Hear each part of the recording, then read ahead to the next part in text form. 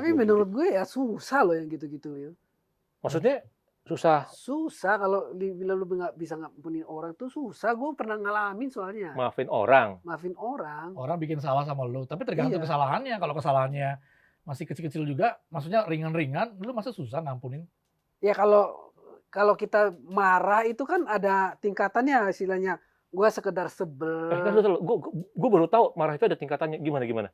Ya maksud gue Kayak surga dan harga kayak surga ya, ada Maksudnya, tingkatannya gitu. Kayak ada sekolahan, marah itu yang udah ubun-ubun ini mau pecah Sampai gitu ubun-ubun. loh. Ngerti nggak? udah Oh. sampai nyakitin hatinya Nyakitin banget hati gitu. gitu loh. Jadi Oh, menurut iya, gue iya. gini, gue kadang waktu gue kuliah ini, gue pernah bercanda sama teman gue, tapi dia ajak aku berkelahi gitu loh. Padahal saya bercanda, menurut gue lu nggak fair gitu. Nah akhirnya apa? Gue sebel sama itu orang, gue nggak mau bercanda lagi. Itu marahnya udah berkebun-ubun. Enggak, itu kan sekedar kita sebel dengan dia gitu bahwa lu nggak ngerti sih kok itu gue maksud gue bercanda, lu norak banget sih gitu. Lu bercandain gua mau, tapi lu nggak mau dibercandain. Iya, maksudnya kayak gitu lah. Gitu Itu ya. kita sebel kalau menurut gue. Terus lu nggak bisa maafin kalau yang kayak begitu? Kalau itu sih maksudnya belum kategori melukai hati gue Iya, gitu. iya. Oh, jadi Karena kalau lu maafin itu, kalau ada tingkatan tadi, kalau tingkatannya adalah sudah menyakiti hati lu baru maafin. Iya. Kalau misalkan itu cuma sekedar ya bercanda, ya udahlah gitu. udahlah ya, kayak gitu. Ikhlas lah aja lah gitu. Orangnya mau begini aja gitu. Tapi ada tingkatan yang sudah menyangkut nama baik gue, harga diri gue, fitnah gue, luka di sini. Itu susah bos gitu. Iya, Susah. Karena buat gue itu kan apa ya, maksudnya unfair kalau buat gue gitu loh. Mungkin kalau kita benar melakukan sesuatu terus kita diomongin begitu. Kalau kita nggak melakukan, itu kan fitnah, menyangkut harga diri kita, Belum lagi kredibilitas kalau yang kita. dengar bukan cuma kita doang, tapi juga keluarga kita. Ah, itu Orang tua kita dengar, Betul. istri kita dengar, anak kita dengar. Ya, itu apalagi pasti- kalau kita di lingkungan kita, sosial kita, wah kita terkenal baik, tiba-tiba ada berita begini kan, itu kan merusak reputasi kita. Betul, gitu. betul. Dan itu mengakibatkan luka di hati kita gitu lah. Itu Nggak susah. bisa lu cuekin. Nggak bisa itu. Oh, jadi buat lu bahwa kalau udah nyangkut ke nama baik, Nama baik, harga diri, itu lu susah untuk susah maafin. Susah. Ya, mungkin tingkatannya sama seperti dihianatin kali ya. Ya, susah itu. Dihianatin gitu kan sakitnya tuh bukan cuma di sini, Di di sana sini. di mana-mana ya. Gitu. Tapi kan bukankah seharusnya, nggak tahu ya, kan orang sering bilang gini ya, orang sering bilang bahwa Tuhan atau Allah aja bisa membuka pintu maaf sebesar-besarnya buat manusia, masa lu nggak bisa? Ya kalau yang ngomongnya nggak sakit hati sih bisa bos. Tapi kalau yang lagi sakit hati ngomong nggak Berat bisa. juga ya. Berat. Iya, Apalagi iya. kalau kesalahannya itu udah diulang-ulang gitu loh. Kayaknya dia memang sengaja tendensinya buat nyakitin kita gitu. Iya. Nah, itu kayaknya waduh kita susah tuh nerimanya kayak begitu. Ya. Tapi kan maksudnya gini ya, kalau dibilang bahwa ingin memaafkan seseorang yang berbuat salah sama kita, kalau minggu lalu kan kalau kita ngaku salah ya, kan berarti kita sekarang kalau ada orang yang salah, nah terhadap sama kita, mau nggak kita maafin dia? Walaupun kesalahan itu menurut tadi ya, menyangkut sudah merusak nama baik gitu kan ya, udah kayaknya merendahkan kita, kayak gitu-gitu kayaknya. Ada lagunya dulu tuh Tiada Maaf Bagimu gitu kan ya. Tapi kan jangan ada dusta di antara kita, harusnya gitu. So sweet. Harusnya gitu. Jadi maksudnya tuh kita Padahal sering dusta ya. enggak juga. Bohong.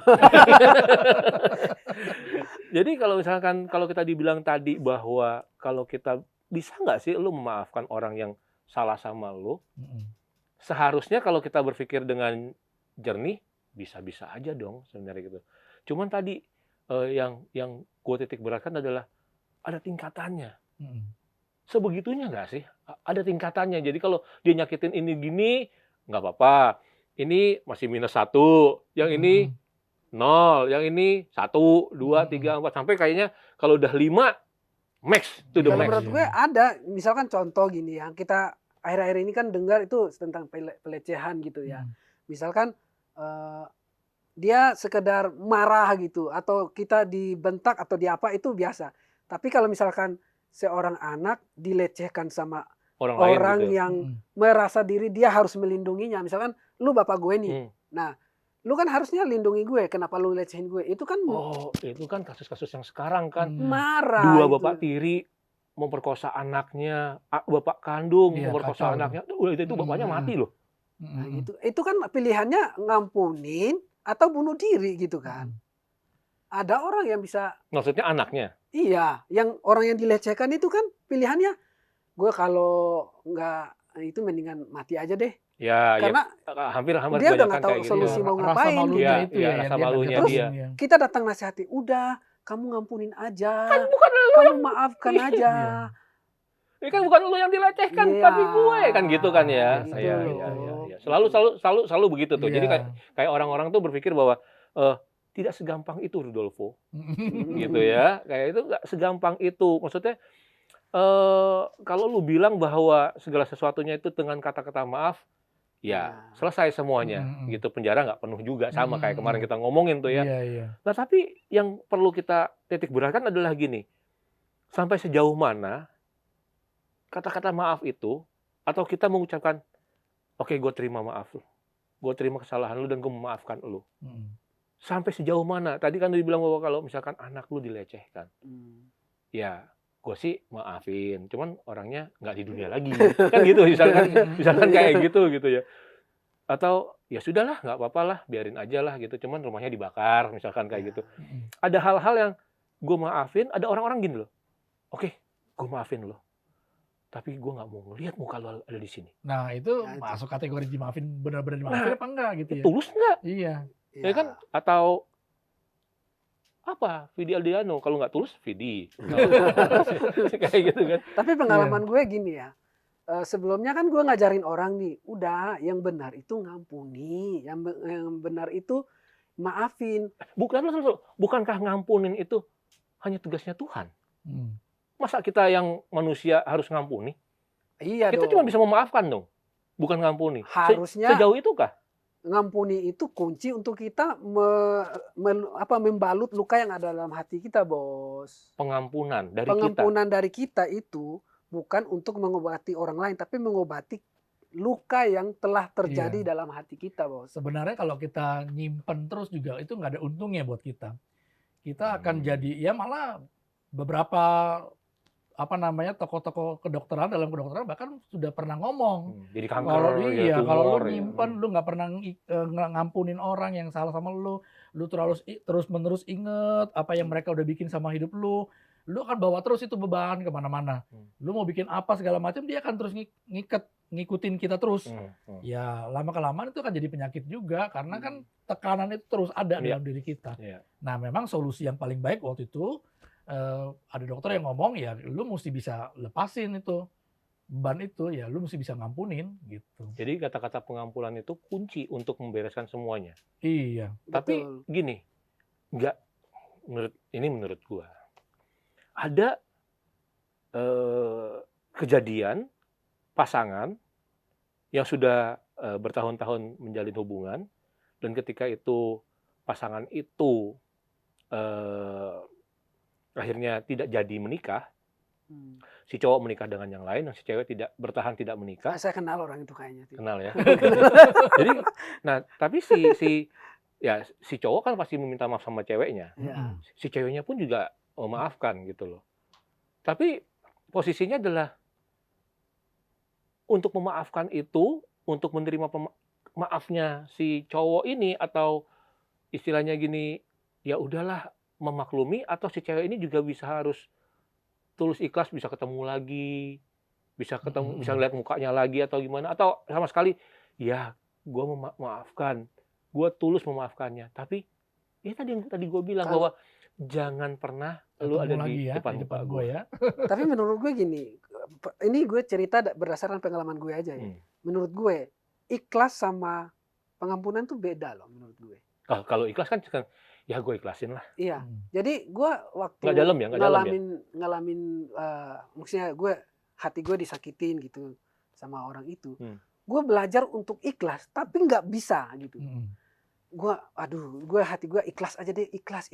Tapi nggak bisa ikhlas. Maksudnya udah hati gue pelongin aja, nggak bisa plong, Bos. Nah makanya gue berpikir gini, gue menuntut diri gue gitu. walaupun hati gue nggak ikhlas, Hmm. gue putuskan gue maafin itu orang. Mungkin mahal kali kalau ikhlas. Si ikhlas lebih murah Iya, ya. iya, iya. Iya kan? Kalau ikhlas tuh mahal Ya loh. tulus sih. Saya mau Ya, tulus aja tulus deh. aja Tulus gitu. aja deh. Iya. Tulus aja. Iya, Atau benar. dengan lapang dada aja atau gitu. Jadi yang gue lakuin adalah gue berkali-kali mengucapkan bahwa keputusan gue nggak maafin dia. Gue putuskan gue maafin dia. Jadi menurut gue gitu. Pengampunan itu bukan pada perasaannya saya udah enak atau enggak. Perasaan saya udah baik sama dia atau enggak. Tapi keputusan saya untuk memaafkan kesalahan yang dia buat terhadap diri saya. Sehingga luka yang dalam diri saya itu bisa berangsur-angsur sembuh. Atau bahasa yang lebih baik adalah saya putuskan maafin dia supaya berangsur-angsur hati saya lebih enak. Tapi kan sekarang gini, kalau lu ngomong bahwa kalau lu bilang dengan jelas nih bahwa oke, gue memaafkan, gue coba tulus, coba ikhlas kayak gitu kan ya, coba mengampuni, dan di satu titik itu nggak terjadi, itu gimana? Memang makanya saya bilang harus keputusan dari kita untuk memaafkan orang lain, bukan berdasarkan perasaan. Tapi kita tahu bahwa keputusan untuk memaafkan orang itu hal yang benar gitu loh. Ketika kita berarti kan memaafkan itu adalah sebuah tindakan. Betul. Bukan sebuah perasaan, ya gue maafin aja gitu. Tapi itu tindakan. Betul. Karena nggak cuma sekedar di mulut untuk ngomong, oke, maaf, Maafin. ya terima maaf itu, dan tapi di hati masih mangkel. Ya gitu ya tadi ya, nggak mau ketemu lagi, jangan telepon gua, jangan ngechat gua, atau gua blok lu atau segala macam itu. Tapi kan maksudnya itu kan ekses ya, maksudnya itu sebab musabab ketika lu sudah memutuskan untuk oke, gua maafin, tapi apa? Ya. Nah itu berarti ikhlas, nggak ikhlas dong. Nggak ikhlas. Artinya kalau misalnya tadi lu disakiti, ya ada hal kata-kata yang menyakiti lu dengan lu bilang, aduh ini udah ngerendahin gua banget, ini udah memfitnah gua banget, dan sekarang lu menerima itu atau lu cuek atau udah biarin aja deh. Kalau posisi saya sih ini pengalaman ya, pengalaman.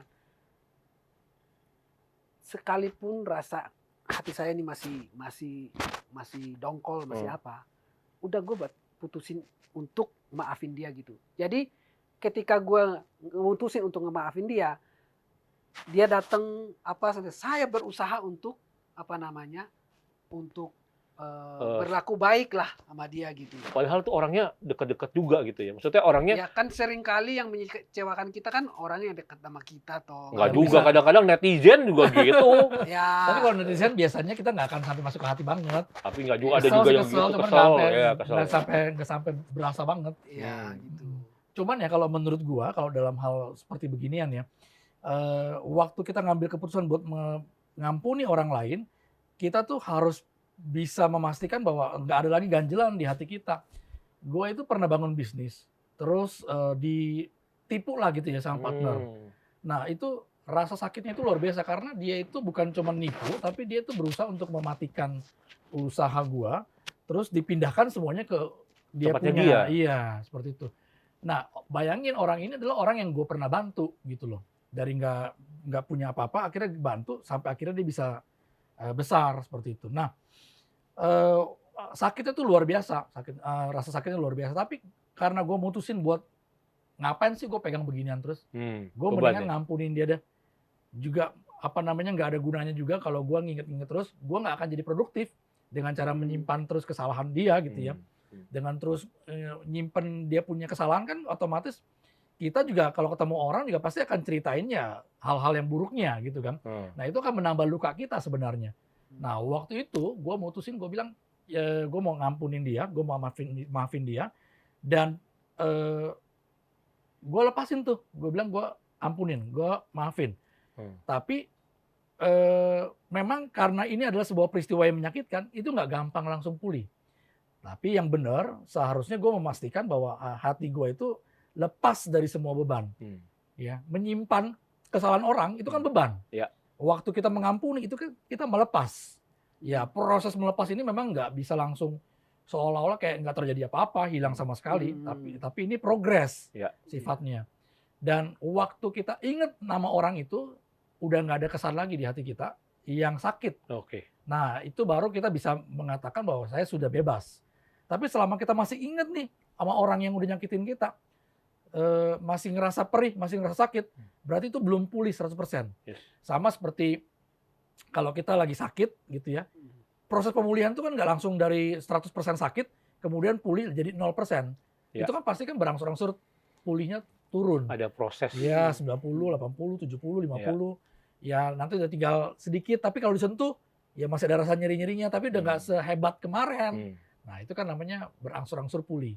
Nah, menurut gua, analoginya seperti itu juga.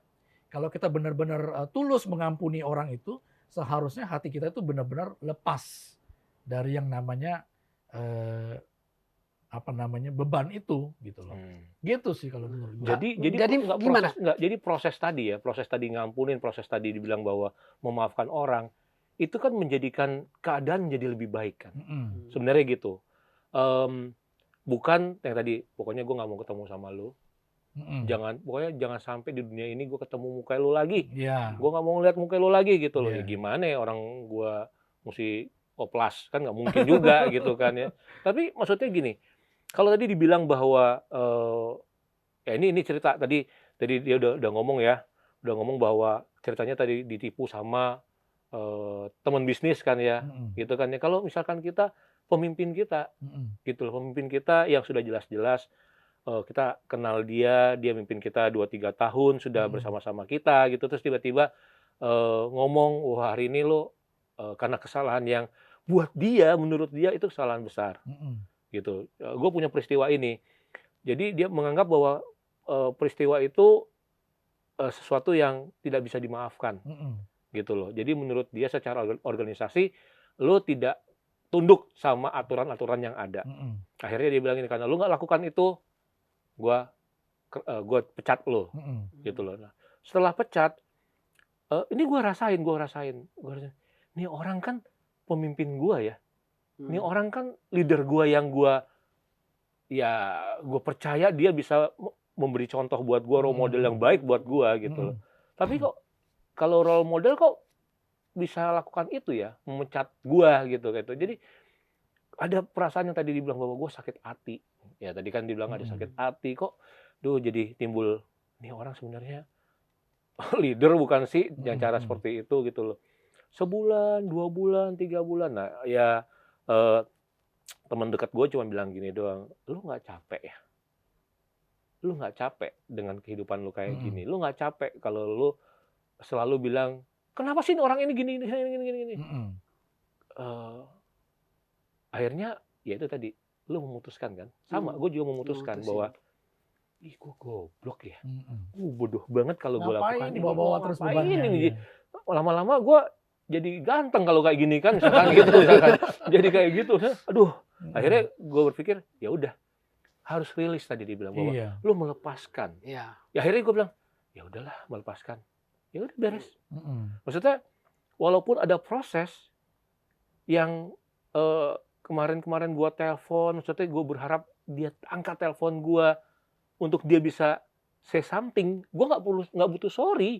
Gue butuh lu telepon gue tuh lu angkat, lu ngomong sama gue, apa kabar Li? Seneng banget gitu. Tapi itu nggak terjadi. Tapi akhirnya gue bilang gue rilis. Gue membereskan itu, melepaskan itu, selesai. Dan beberapa tahun setelah kejadian itu, bisa dibilang itu hampir 18 tahun. Dia telepon, ya, hey apa kabar, lu ngapain gitu. Dan gue kaget, Dan amazingly, gue ngangkat telepon dia dengan santai, dengan ya ikhlas tadi ya. Udah nggak nyimpen lagi Nggak nyimpen lagi. Apa kabar? Iya, baik-baik gini. Ngobrol panjang. Lu gimana sekarang ini? Ih, aneh juga ya. Ternyata benar-benar ketika lu lepasin itu, ada sesuatu yang menjadi lebih baik. Ya, gitu itu baik buat kita sebenarnya. That's it.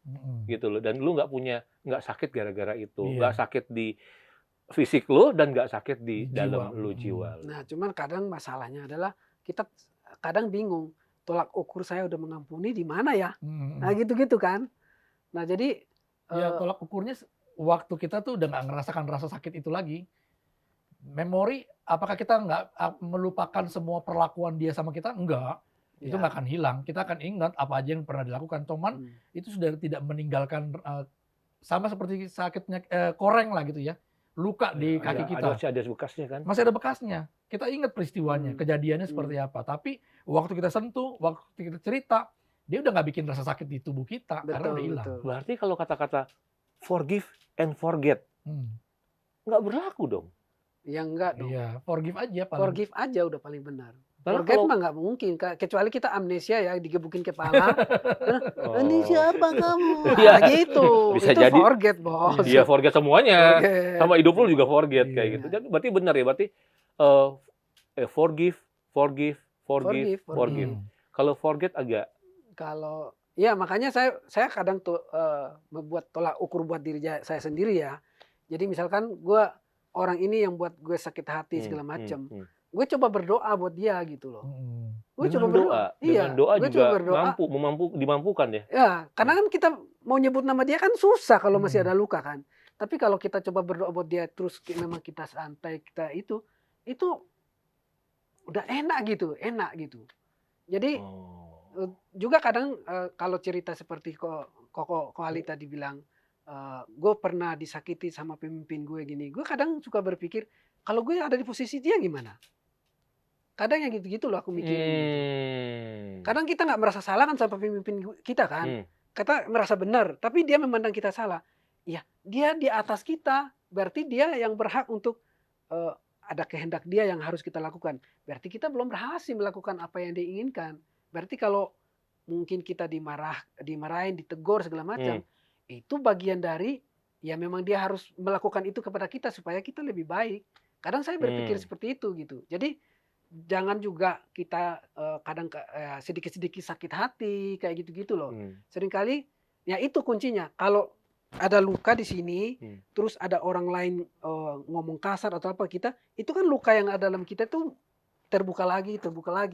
Makanya pentingnya kita mengampuni begitu tuh. Oh, ini kalau ngomong cerita panjang tuh dalam artian ngampuni ya. Ya ini gue agak flashback ke belakang. Gue bukan dalam keluarga yang baik, broken home. Nyokap bokap gue pisah. Dan ketika gue di jenjang SMA, gue di STM kan waktu itu, jenjang SMA gitu. Nyokap gue tuh ngomong semua, ceritain tentang bokap gue. Ceritain semua tuh, A, B, C sampai Z-nya diceritain. Lo tau apa yang terjadi sama gue? Gue terluka. Karena gue pikir, oke, sekarang gue udah gede, ya kan? Jadi gue nyimpen dulu dikasih apa tuh yang dari samurai. Bukan. Yang mandau. Gue bawa mandau sama badik. Gue berangkat ke kota bapak gue. Gue cari bapak gue. Dengan maksud untuk ya mengembalikan dia ke atas gitu. Oh, gue pikir lu minta Pak nih, tolong Pak, tolong ditajam ya. Biasa gitu. Nih gue motong pohon. Enggak. Jadi gue berpikir bahwa udah saatnya lu udah ngelukain mak gue. Ya, mak yang lahirin gue, nyokap gue. Maksud gue pikir lu harus tanggung jawab. Selesai. Dan lu harus selesai gitu. Gue cari itu, gue cuma 3 hari di kota itu. Gue cari tempat-tempat yang biasanya gue dengar dari orang-orang itu nongkrong di mana, gue cari nggak pernah ketemu. Nah, tapi itu kelas 2 waktu itu. Kelas 2, gue sakit. Gue pikir, wah ini bapak gue nggak, udah bener-bener. Karena gue dari SD sampai gue STM itu, kalau ada yang nanya bapak lu, bilang aja bapak lu mati. Selalu begitu. Bilang aja bapak lu mati, udah beres. Pokoknya lu anak yatim. Kayak gitu.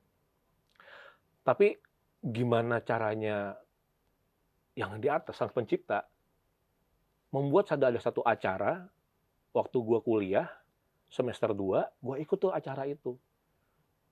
Ya istilahnya tuh kayak, lu harus tahu dong bahwa bapak, gimana pun juga, bapak itu kan hadir dalam hidup lu. Ya nggak, bapak lu. Mm-mm. Kalau nggak ada bapak itu ya lu Lu nggak nggak bisa ada. lahir gitu Lu loh. nggak Tapi ada. lu lahir di sini, lu bisa ada di sini tuh gara-gara dia. Nah, walaupun dia melakukan kesalahan, sekarang lu bisa nggak maafin bapak lu? Mm-mm. Nah, bisa nggak lu? Ketika saat itu yang gue bisa lakukan adalah gue diminta untuk ya sekarang panggil gimana cara lu manggil ayah. Lu mau manggil bapak, papi, papa atau lu tahu betapa sulitnya gue panggil papi? Sulit. Gue sampai Mulut kayak beneran persis kayak gitu. Susah banget. Sampai akhirnya gue bisa teriak, gue panggil papi, kenceng banget. Akhirnya gue sambil kejar dong. selesai itu. Pokoknya selesai acara itu muka gue bengkak-bengkak aja gitu. Ternyata benar ketika lu rilis, lu maafin, lu lepaskan semua, lu buang semua. Oh ini ya sesuatu yang udah nggak baik. Oke lah, gue buang semuanya dan lu bereskan itu, rilis. Dan ya gue ngerasa sampai saat ini ya, setelah itu gue kerja, papi gue ada kejadian apa, gue datang ke sana. Papi gue waktu itu sempat apa? Masih bawa ini? Oh enggak, udah bawa. Kali ini bawanya itu Ini. cakwe. Udah bawa duit sekarang, udah bawa duit. Gua kira bawa cakwe kan, Enggak. mirip-mirip cakwe Iya kalau kan, melengkung. udah bawa duit, datengin dia sakit apa, gue dateng sama adik gue. Gue bilang, gue ngomong sama adik-adik gue bilang gini, ini sebuah kesaksian gue bilang, sampai pernikahan gue pun gue ajak. Dan sedangkan nyokap gue bilang, jangan lu undang bapak lu. Gue bilang nggak bisa. Dia bapak yang sudah membuat gue ada di dunia ini. Dia harus tahu bahwa ini adalah hari bahagia gue. Dan gue undang bapak gue beliin tiket, saudara-saudara gue bantuinnya untuk datang segala macam bla bla bla, menghospitality dengan baik. Sampai di pernikahan gue ngomong, gue bilang sama bapak gue langsung ngomong, papi bukan papi yang ideal buat Ali. Tapi kalau papi nggak ada di dalam hidup Ali nggak ada sekarang. Dan Ali nggak bisa menikah saat ini. Dan hari ini ada hari bahagia. Gue ngomong, gue minta semua bahagia. Papi juga bahagia semua itu. Dan semua nangis. Kenapa? Mereka tahu apa yang dilakukan oleh bapak gue sama mami gue. Tapi ketika itu semua akhirnya kayak membereskan semuanya. Semuanya kayak menerima. Dan gue seneng banget. Gue sangat seneng banget. Setelah itu pun mami gue sakit. Gue undang papi gue, suruh datang. Adik gue bilang, udah panggil papi, ketemu gitu. Ya nggak bermaksud untuk merujukan mereka. Karena memang sudah tidak bisa gitu kan ya. Karena bapak gue juga dengan keluarga yang lain sudah ada gitu. Tapi gue pikir harus merilis. Mak gue harus ajarin juga bahwa, Mam, lu juga harus maafin. Pasti nggak bisa melupakan. Tapi lu harus maafin, lu harus ampuni. Berarti forgive itu bisa membalikan keadaan yang harusnya membuat kita menjadi rusak, hancur. Ketika kita berani rilis dari dalam hati kita, bahkan kita diberkati maksudnya. Bahkan kita diberikan sesuatu yang harusnya menuju kehancuran, tiba-tiba berubah menjadi memang itu proses sih. Nggak bisa ngomong, bisa jadi semua langsung begini, enggak. Tapi itu proses. Dan ketika itu terjadi, ketika gue maafin, adik-adik gue maafin, gue bilang sama mereka, bisa ketemu, kita bisa kalau ke kota itu kita ketemu, janjian. Sampai baru beberapa bulan ini juga kita ketemu. Keadaan bokap udah nggak bisa jalan dengan baik gitu kan, karena dia stroke ringan. Tapi datengin, 2 minggu lalu adik gue baru pulang ke sana, jemput papi gue, ajak makan juga. Jadi kita lakukan maksudnya gini, gue nggak bisa ngomongin sebuah kabar baik bahwa ini, tapi gue coba jadi pelakunya gitu loh. Nah nih gue datang ke tempat lo, yuk turun tangga segala macam, gue pegangin, gue bawa anak-anak gue suruh jagain opanya gitu loh. Gue bilang, opa memang buat salah, tapi gini caranya kita untuk memaafkan, cara itu ya ini caranya kita. Dan dia lihat bahwa anak-anak gue yang dari istri pertamanya berbeda.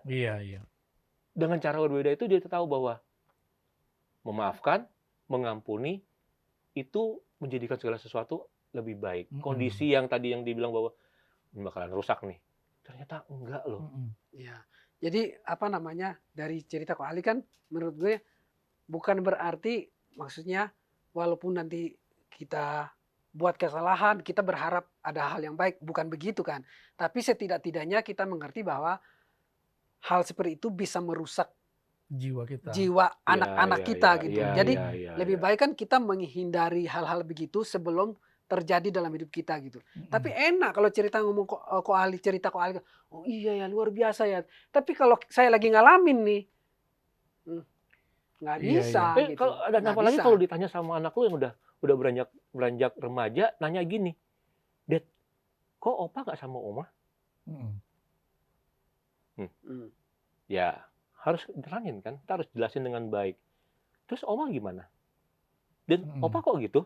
Gini. Dan akhirnya ya itu, ya akhirnya kita ajak makan bareng. Waktu itu papi gue masih bisa jalan dengan baik, ini datang naik motor dia, naik mobil dia, ketemuan kita di kota itu, dan ya benar-benar anak-anak gue bilang, ih opa ini ya baik ternyata. Iya, opa tuh nggak seburuk apa yang pikir kalau divorce itu buruk semuanya. Enggak, baik-baik. Tapi maksudnya at the time mereka punya keputusan untuk ya udah, gue menghindari ini segala macam bla bla bla itu kan orang untuk berpisah kan ya punya Pasti punya ada alasan. korbannya, pasti ada korbannya. Ya makanya tapi gue bilang gue belajar menjadi korban yang berpikir untuk gue kalau misalkan gue nggak melepaskan maaf dan pengampunan, mungkin gue juga Mengorbankan selanjutnya.